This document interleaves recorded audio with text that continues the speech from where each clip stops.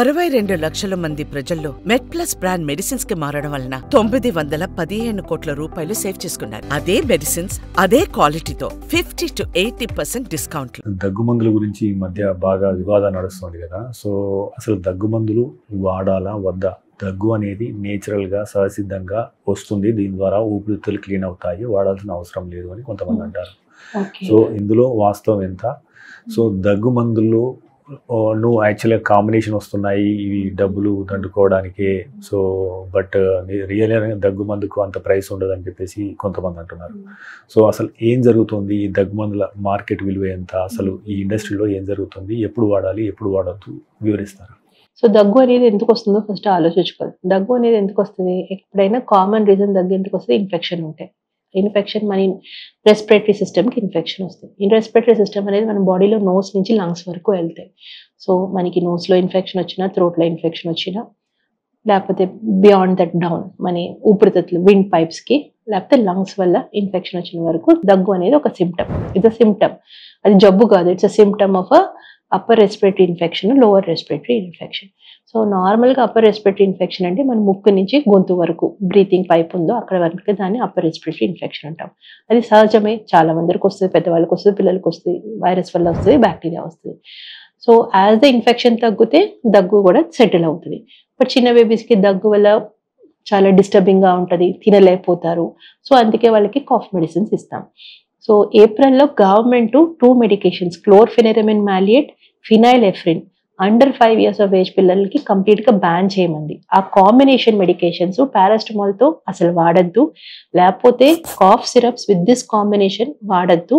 Because they have found some incidents and reports that ఈ medicines overdose అవ్వచ్చు, అన్నెసెసరీగా పిల్లలకి హార్ట్ మీద ఎఫెక్ట్ అవ్వచ్చు.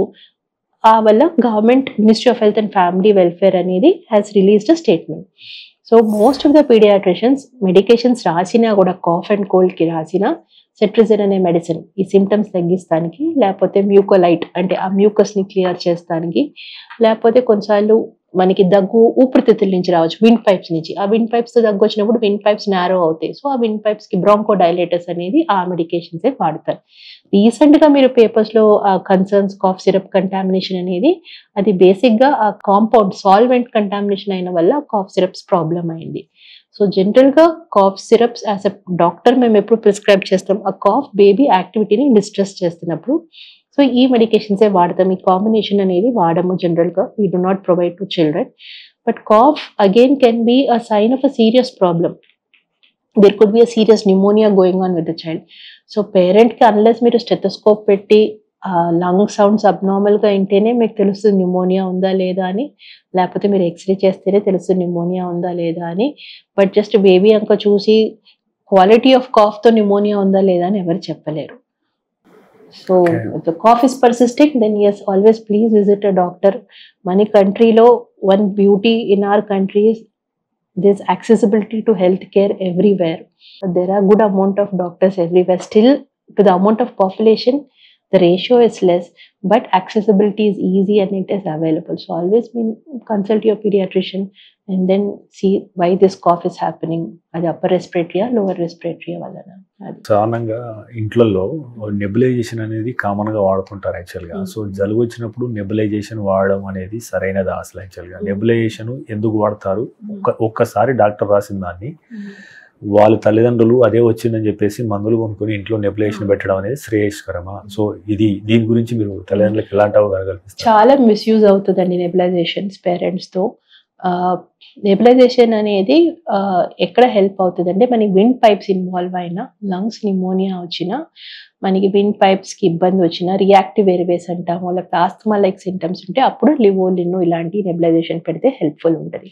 చిన్నపిల్లల ఎయిర్వేస్ కూడా కొంచెం సెన్సిటివ్గానే ఉంటాయి, గాలిలో ఉన్న డస్ట్, వైరస్, బ్యాక్టీరియా వల్ల. సో ఆ రియాక్టివ్ ఎయిర్వేస్ అనేది యాజ్ ది గ్రో ఆ వీజింగ్ కంప్లైంట్స్ తగ్గుతూ ఉంటాయి.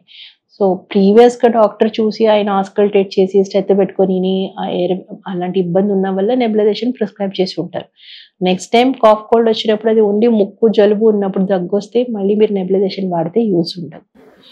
అది parents as lot of over use happens by parents. ఏముంది ఒక 2 నెబులైజేషన్ పెట్టేస్తే సర్దుకుంటుంది అని అనుకుంటారు.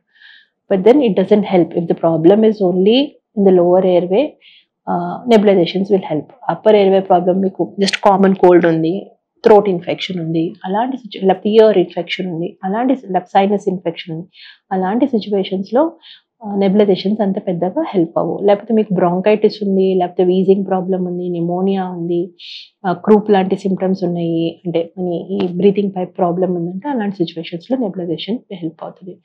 So one common thing many times I ask in the OPD, some parents నవ్వు వెళ్ళిపోతారు, సమ్ పేరెంట్స్కి కోపం కూడా వస్తుంది. అమ్మ నాకు ఈ 4 మందులు రాస్తానికి నేను ఒక 25 years స్పెండ్ చేసి ఉంటాను నా లైఫ్ టైం. ఎందుకంటే నాకు ఇప్పుడు 25 years from the starting of MBBS to where we are. ఈ 25 years లో generally to be a doctor, the maximum amount of time you spend is in hospital than at home. ఈ 4 మందులే నేను రాస్తున్నాను. Next time వచ్చినా కూడా నేను 4 మందులకు ఒకటి తగ్గిస్తాను, ఒకటి పెంచుతాను.